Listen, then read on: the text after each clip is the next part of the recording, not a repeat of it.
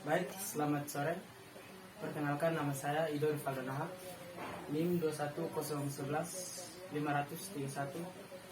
mahasiswa penjual Kesrek Universitas Nusa Cendana, kelas B.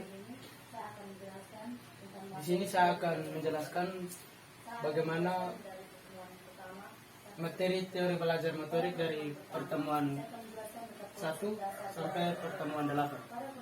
Baik, yang pertama dari pertemuan 1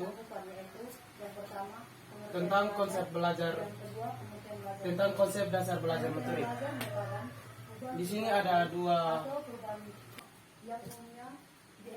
pengertian tentang konsep dasar belajar motorik, yaitu yang pertama, pengertian belajar merupakan perubahan perilaku atau perubahan kecakapan yang mampu bertahan dalam waktu tertentu dan bukan berasal dari proses pertumbuhan. Yang kedua yaitu pengertian belajar motorik adalah belajar yang diwujudkan melalui respons muskuler yang umumnya diekspresikan dalam bentuk gerakan tubuh atau bagian tubuh. Yang kedua, tahap belajar motorik. Di sini ada 3. Yang pertama, tahap kognitif. Tahap ini merupakan tahap awal dalam belajar motorik. Yang kedua, tahap asosiatif. Pada tahap ini, siswa melaksanakan latihan yang merupakan rangkaian dari tahap pelaksanaan rencana. Yang ketiga, tahap otomatisasi. Tahap ini merupakan tahap akhir belajar motorik. Baik, yang berikut kita masuk pada pertemuan kedua. Di sini tahap asosiatif. Tahap ini siswa melaksanakan latihan yang merupakan rangkaian. Di sini membahas tentang teori belajar motorik. Terdapat 2 teori, yaitu yang pertama teori Adams, yaitu teori ini berasumsi bahwa pada dasarnya manusia menyenangi perilaku yang adil atau seimbang. Yang kedua teori skema. Teori skema adalah sesuatu sistem yang konseptual yang perlu untuk memahami sesuatu. Kita masuk pada pertemuan ketiga, yaitu membahas tentang klasifikasi respon motorik. Yang pertama, klasifikasi berdasarkan kecermatan gerak. Di sini ada 2, yaitu yang pertama keterampilan motorik kasar dan keterampilan motorik halus. Keterampilan motorik kasar adalah keterampilan motorik yang melibatkan otot-otot besar sebagai penggerak utama. Yang kedua, keterampilan motorik halus. Keterampilan motorik halus adalah keterampilan gerak yang melibatkan otot-otot halus sebagai penggerak utama. Yang kedua, klasifikasi berdasarkan titik awal dan titik akhir gerak.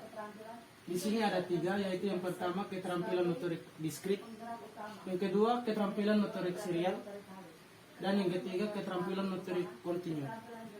Baik, yang berikut kita masuk pada pertemuan 4 dan pertemuan 5.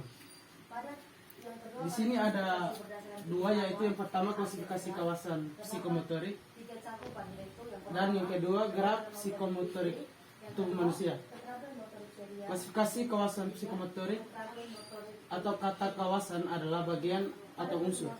Dan yang kedua gerak psikomotor tubuh manusia. Di sini ada 6. Yang pertama gerak refleks, yang kedua gerak dasar fundamental, yang ketiga kemampuan perceptual, yang keempat kemampuan fisik, yang kelima gerak keterampilan, dan yang terakhir komunikasi non-disklusif. Yang berikut kita masuk pada pertemuan 6 dan pertemuan 7. Di sini membahas tentang teori psikologi belajar. Teori psikologi belajar terdapat 2, yaitu teori behavioristik dan yang kedua teori koneksionisme dari Conrad.